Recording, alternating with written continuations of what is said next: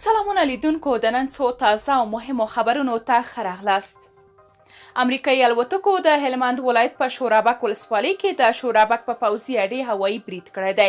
ماډرن ډیپلوماسي ورځپاڼې د استخباراتي سرچینو له قوله لیکلي چې دغه برید تېره چهارشنبه شوی او پکې د وسلو یوه زیرمه له منځه وړل شوې ده.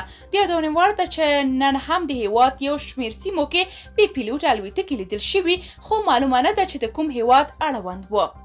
د پاکستان سترې محکمې د عمران خان ولسمشر او همدارنګه د پارلمان مشر پریکړه غیر قانوني اعلان کړه. د سترې محکمې مشر امر کړی چې حکومت او پارلمان دې بیرته برحال شي ترڅو د نه باور تحریک پارلمان کې ګډون وکړي او د ولومړي وزیر د ګوښه کولو لپاره رایه وکاروي. یا د پریکړه د اپوزیسیون ګوندونو د پراخ هرکلي سره مخ شوی، خو د عمران خان کسان یې سخت ناهیلي او خفه کړي دي. ملګري ملتونه وایي د طالبانو پریکړې په کابینه کې نه بلکې په بل ځای کې نیول کیږي. په کابل کې د ملګرو ملتونو د یاد یونما مرستیاله مډر نوډسن وایي د طالبانو مهمې پریکړې د دوی په کابینه کې نه بلکې په بل ځای کې نیول کیږي. هغې دغه څرګندونې د اروپا د نړیوالو چارو په انسټیټیوټ کې کړي دي.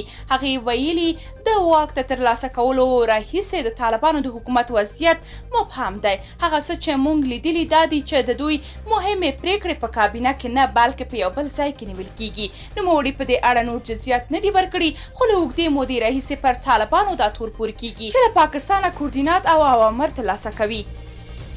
بلافاصله وایي عمران خان مې د اشرف غني په برخلیک اخته کړ. د پاکستان د علماء اسلام ګوند مشر مولانا فضل الرحمن تېر ماښام په خپل کور کې د خپل ګوند له مخکښو غړو سره په لیدنه کې ویلي چې د عمران خان له واک لرې کېدل وړه خبره نه وه، خو دوی دا چاره ترسره کړه. هغه زیاته کړې چې عمران خان ته یې پخوا ویلي و چې د اشرف غني په برخلیک یې اخته کوي او دا دی اوس یې رښتیا هم د اشرف غني په برخلیک اخته کړ. روانه میاشت تر 19,000 ډیر افغان کډوال په زور له ایران راایستل شوي.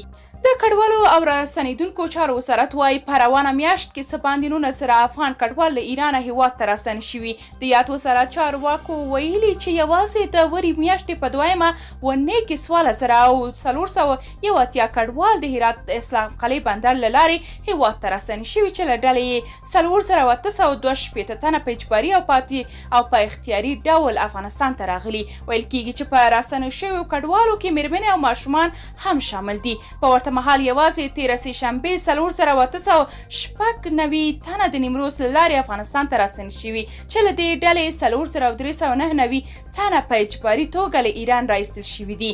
د کډوالو په چارو کې د ملګرو ملتونو عالي کمشنرۍ یا UNHCR په وروستیو کې ویلي چې افغانستان کې د سختو اقتصادي ستونزو له کبله تېر کال څه کم 500,000 تنه ایران ته کډوال شوي وو.